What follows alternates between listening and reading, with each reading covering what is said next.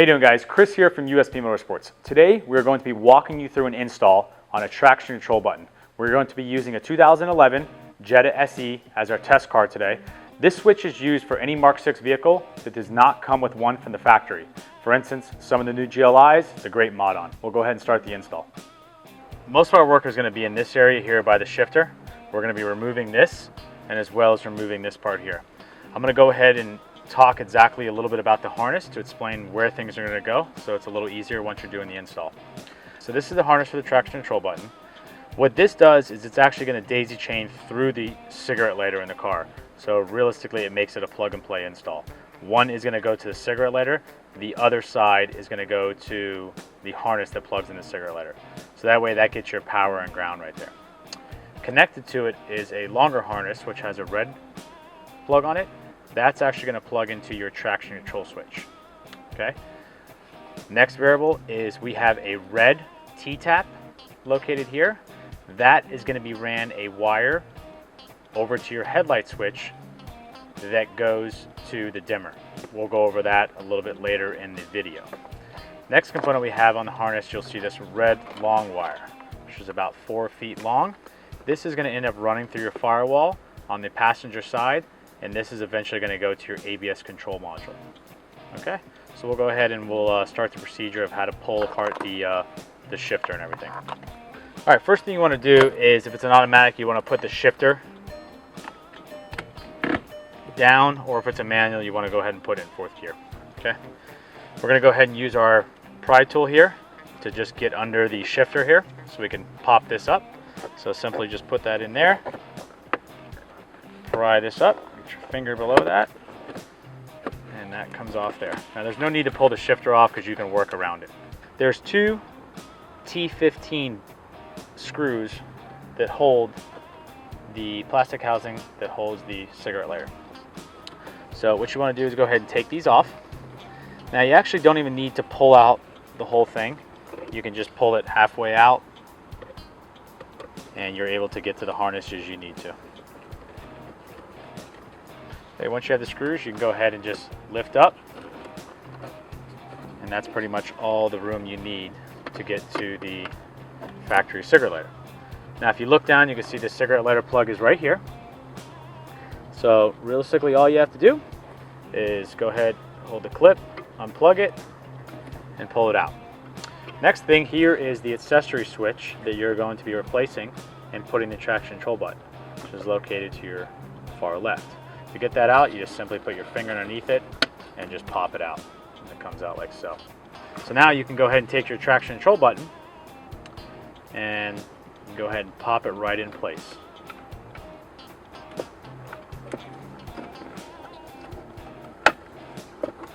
It's a factory fit. Like that. Now you can go ahead, once you got that in, we have our harness undone.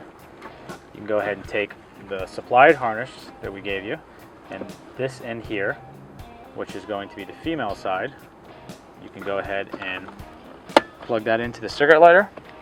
Then you're going to take the other side that comes from the car and plug it into the opposite side. Okay, so pretty much your power connection to your traction control button is pretty much done there. Next is the red plug. Goes to the bottom of the switch. So now, realistically, you got 2 more wires and you're all done. So you can go ahead and just wrap this up, because this one's pretty long. You can either put a tie wrap on it so it doesn't interfere with anything on the bottom. Wrap it up tight, put a tie wrap on it, tape, whatever you want to do. Realistically, you can even curl it up, stick it down in there. There's not really much it can interfere with.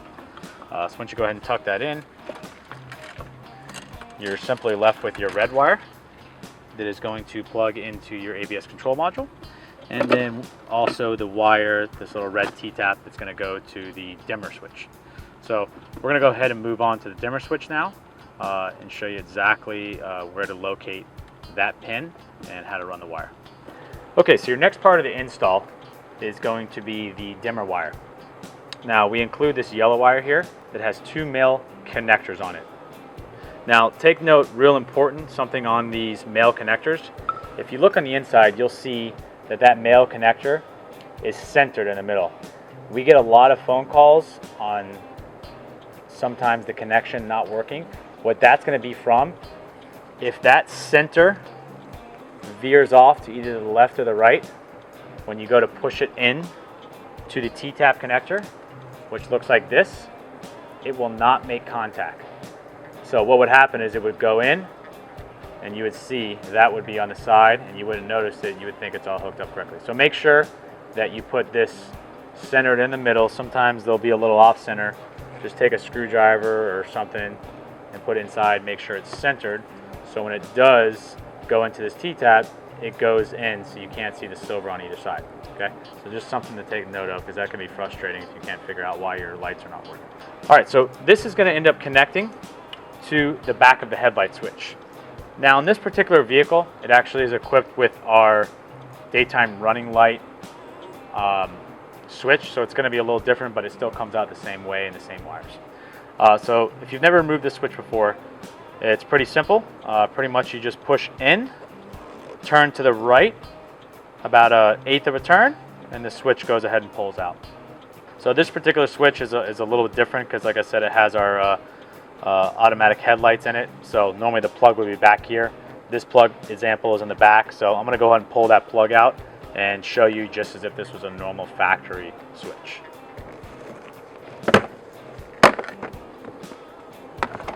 So here's our harness that would normally plug into the back of the factory switch. If you see the gray solid wire here, this is the one you're going to be T-tapping. So it's all the way to the left and it's solid gray. That's going to be your dimmer switch. We're going to go ahead and put our T-tap on there. If you've never used a T-tap before, this is exactly what a T-tap looks like. What it does is it taps into the signal, and it's good because you don't have to cut the wire or do any soldering. It's a quick little T-tap connection, and they work pretty well as long as the user crimps them tight. All right, so what you want to do to install this T-tap is go ahead and wrap it on the wire, fold over the metal part, and hold it. Take a pair of small pliers. Do not use cutters or crimps. A pair of small pliers, and you're going to put it around there, and you're going to squeeze it evenly until you hear a click, just like that. Once you hear a click, just give it a little bit of a press to make sure it's connected, wrap tight, and it's not going anywhere. Now we're going to go ahead and connect our yellow wire to the T-tap we just put in. Like I was saying before, make sure this silver male connector is in the middle. So you can use a screwdriver or a pick or anything. Just make sure it's centered. That way you know you get a good connection. Okay. Go ahead and insert it into the T-tap. Make sure you get a firm push in, sealed all the way, and your T-tap is now done. So what we're going to do now is we're going to go ahead and run this yellow wire over to where the ashtray is located, and we're going to go ahead and plug it into that harness there. Easiest way to do it, I'm sure most of you guys who are doing this have already done electrical installs, but I use what's like a grabber. Put the wire in and pretty much shoot it through the dash right here over to the other side. Just make sure it doesn't interfere with the brake pedal, gas pedal, clutch pedal, or the actual steering wheel itself.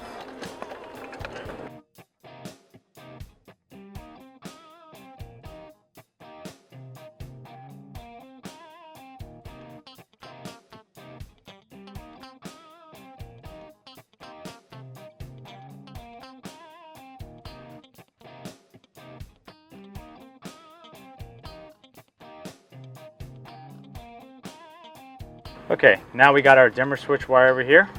We're going to go ahead and simply plug it in, like I said before, to the T-tap that's already installed that comes with the kit. This one here is going to be provided on this wire for you. Just go ahead and once again center that pin. Go ahead and plug it in. Make sure it clicks all the way in. Okay, go ahead and tuck that back there, and you're almost done. Only one more wire and this kit's completed. Okay, so the next wire in the kit is that red wire here. Has a factory pin on it, and that is going to end up making its way to the ABS control module, which is going to be ran through the passenger side firewall. So what you want to do is starting out by getting the wire, run it down through here, and end up at the bottom of the floor mat on the passenger side. Okay, so once your wire is now hanging on the passenger side floor, everything is done up here where the cigarette lighter is located. So we're gonna go ahead and put those T15, the two of them, back in there, because you are all done with this section of the install.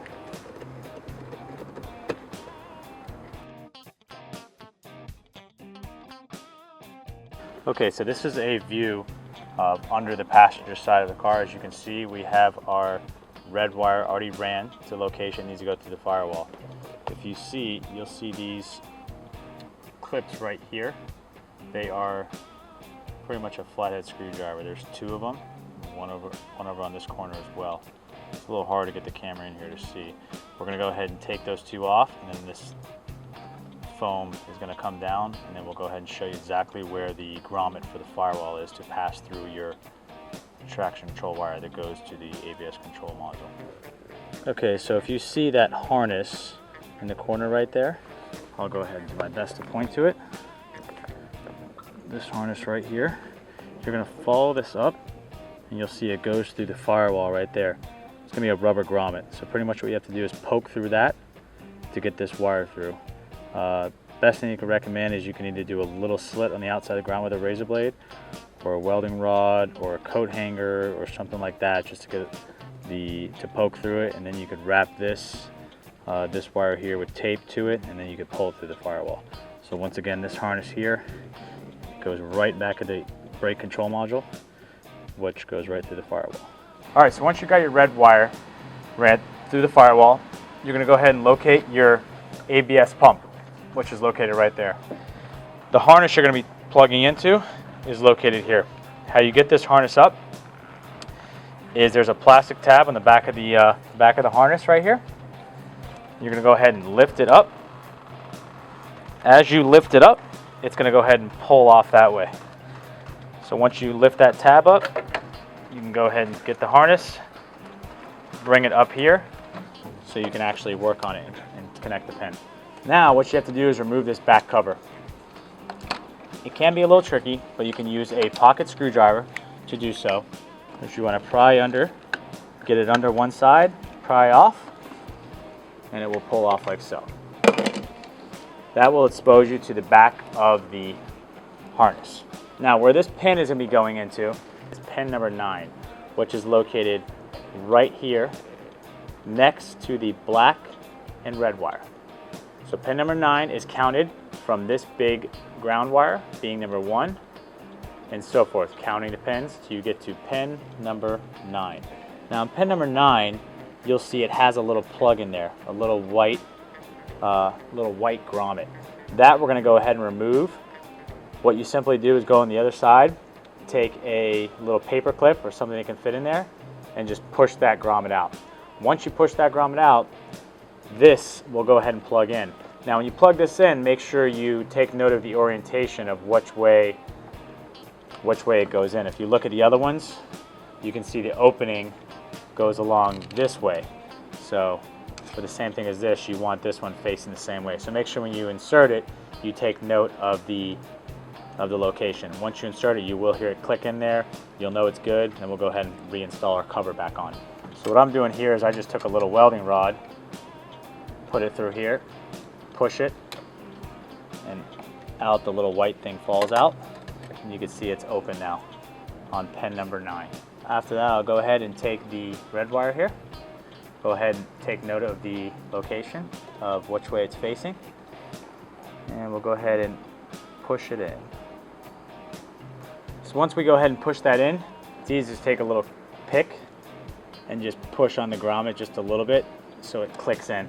Once it clicks in, just make sure you give it a little tug, make sure it's good. Also look from the opposite side and make sure it's lined up.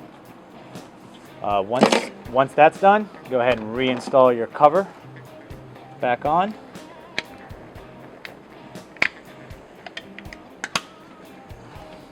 And you can go ahead and plug it in. You can tie wrap or tape the wire if you want to the existing harness. So this is your final product of the wire connected into the ABS control module. Like I said, you can go ahead and just throw a tie wrap on there if you want to just hold it tight there. And that's it. That's your final product.